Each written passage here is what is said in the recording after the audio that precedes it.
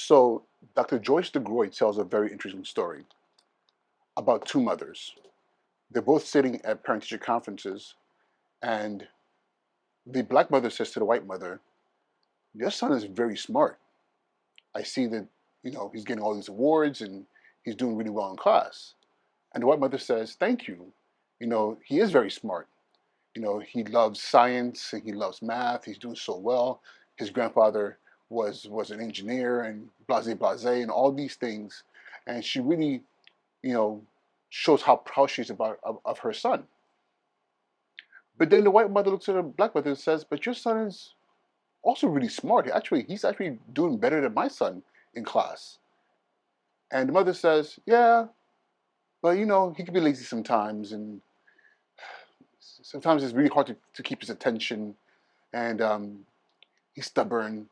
And she goes on and on about all these things, describes her son as um, not warranting the praise that's being poured on him by the white mother. And when I heard the story, I was like, okay, I've heard this before. Um, so what's the big deal? Dr. DeGroy goes even further and says, let's take this back to the times of slavery in this country, when the white master would see a mother in the field with her son, and her son maybe was exhibiting, certain giftings. So the master would say, "Wow, that little boy is really smart." And the mother would say, Not really. He's kind of slow and he doesn't listen and he's a little bit lazy," and would go on and on about the negative things about the son. And Dr. DeGroy reminds us this is a way that the mother would use to protect her son, because him being smart, or him being, it doesn't matter if it was a boy or girl, the child being, you know, identified as being talented or having certain abilities would make this child a prime candidate to be sold. Because the more a slave could do, the more that could be commanded on the selling block. And I sat there and I had this knot in my stomach, in my chest. And it wasn't just about slavery, also about colonialism. You know, those of you who know, I'm from Nigeria, and Nigeria was one of those places where a good chunk of slaves of the slave population was pulled from to the Americas and around the world. And I could only imagine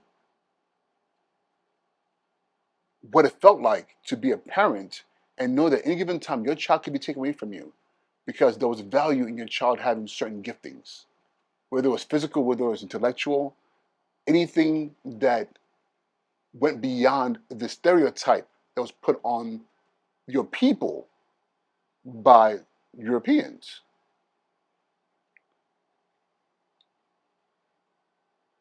The thing that made me really, really like stiffen up and sick to my stomach is the fact that I do that. When people say your daughter is this or your son is this and they pay compliments, I say thank you. It can be tough sometimes. They can be stubborn sometimes. We gotta keep an eye on them. And I say it almost automatically. And I'm asking myself, is it that tough? Do we really have to keep an eye on them? Is there something wrong with my children? No, there isn't. They're like any other kid out there. They're exhibiting the same behavior that most children exhibit. I've been in education, formal education spaces for over 2 decades. And there is no difference behaviorally within children between black and white or brown or Asian children. There isn't. But however, there's a thing that happens amongst mostly black parents where we take those compliments and that love we have for our children and we mask it behind flaws. And I'm like, gosh darn it.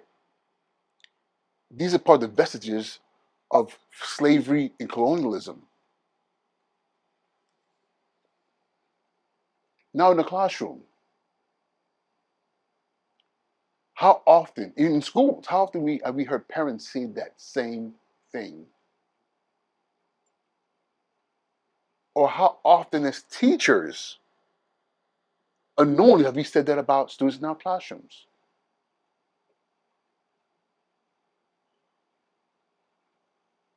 And just going through recall, I've been witness to the black student who's really intelligent, who's really doing well, be praised, then but followed by a but, dot dot dot. But if only, but if they could, but you have to watch out for, but, and what it does, it minimizes. It minimizes that child to something less than what they truly are. In spaces where I've worked with children that are not black or brown, because I would say I heard the same thing with Latino families, Hispanic families. I hear the exact same thing. So it's something we have to really think about how we engage people, how we talk to them about our children. So think about that. What are you saying about your children? Are you allowing them to flourish fully, or are you minimizing them because there's an inherent fear about who they are or who they could be? All right, guys. Uche and Joku. Talk to you soon. Be well.